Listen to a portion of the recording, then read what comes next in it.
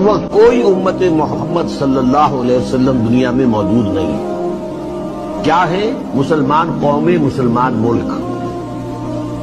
उम्मत होती है एक इमाम के साथ। इमाम और उम्मत, ये मकसद लोगों का एक इकट्ठ उम्मत, उसका एक इमाम होता है।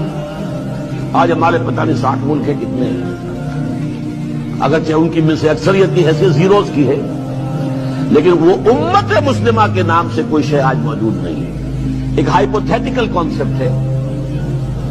ये चीज जो है वाकई नहीं है, हकीकी नहीं है। और ये मैं आपको बता दूं कि अल्लामा इकबाल से बड़ा जो है वहदत उम्मत का नकीब कोई पैदा नहीं हुआ इस पिछली सदी के अंदर, लेकिन अपने लेक्चर में उन्होंने भी माना है कि बिलफेल इस वक्त कोई उम्मत मुस्लिमा मौजूद नहीं है दुनिया में। उन्होंने कहा था instead there are a number of Muslim nations. उस वक्त तक नेशंस थी, आज वो हुकूमतें बन गई।